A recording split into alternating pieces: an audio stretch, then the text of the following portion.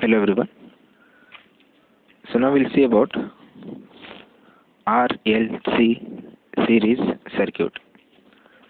So earlier videos we have seen the pure resistance, a pure capacitance, pure inductance separately, and also we have seen the combination of RL and the combination of RC. So now we'll see the combination of all three, that is resistance, inductance and the capacitance. So if you see the circuit, you can see there, so resistance, inductance and the capacitance are connected in series, where the VR voltage the flowing through the resistance, VL voltage flowing through the inductance and VC voltage flowing through the capacitance.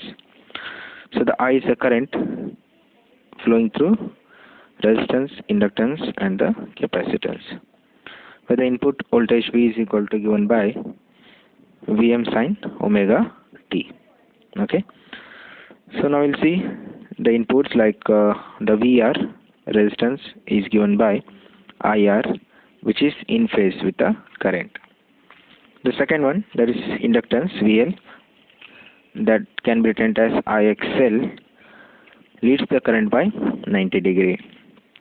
And the third one is VC, that's IXC, lags behind the current by 90 degree.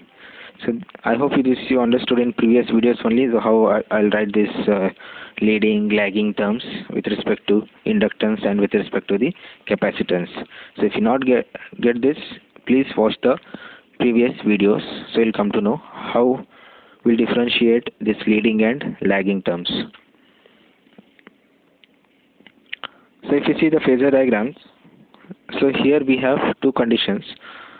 One, when your inductance is greater than your capacitance value, and the second one is when the inductance is less than the capacitance. Okay, so when in the first condition, that is the VL is greater than VC, in that your resistance voltage remains same because it's going to in phase, so that's why we have drawn a straight line VR. And the second one about the inductance, this is going to lead the current by 90 degree, so that's why the graph is going to plotted at the positive quadrant with the angle of phi, so VL minus VC. So in second condition, that is VL is less than VC. So in other words, you can say the capacitance is greater than your inductance, but the resistance remains same, that will be in phase. But if you see the capacitance, it's going to lag behind the current by 90 degree, so it will comes at the negative quadrant, the VC minus VL. So this is about a phasor diagram. So now we'll calculate the voltage V and the angle phi. So V is equal to square root of VR square plus into the bracket VL minus VC whole square.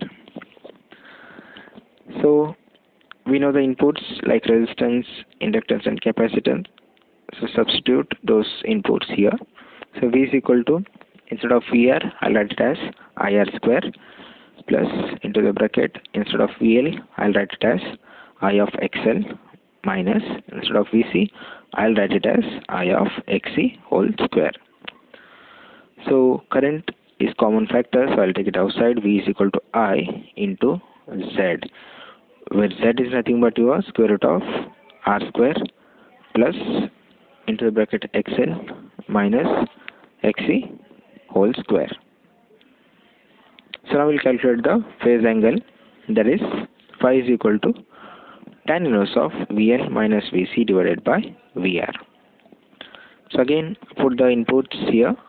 So this phi is equal to tan inverse of I of XL minus I of XC divided by I into R. So I will cancel it, and then the remaining terms are phi is equal to tan inverse of XL minus XC divided by R. So from the expressions for the phase angle, we can derive the following three cases. So in first case, if you see, the first one is, it says when XL is greater than XC. The phase angle phi is positive and the circuit is inductive. The current behaves like a series RL circuit. Okay, when the XL is greater than XC.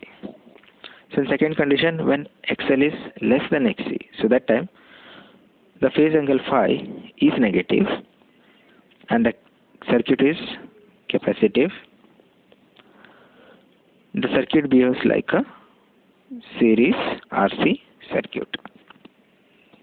In third condition, when XL is equal to XC, so in this condition the phase angle phi is equal to 0 and circuit is purely resistive and the current behaves like a pure resistance circuit.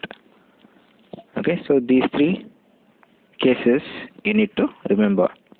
First one, XL is greater than XC. Second one, XL is less than XC. And the third one is XL is equal to XC. The voltage and the current can be represented by the following equation. So input V is equal to Vm sin omega t and the current I is equal to Im sin omega t plus or minus phi, because we are dealing with the capacitance as well as the inductance.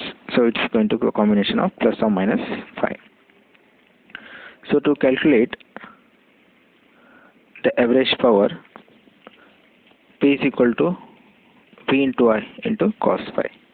So where V is I into Z, the current is I, and the cos phi R divided by Z.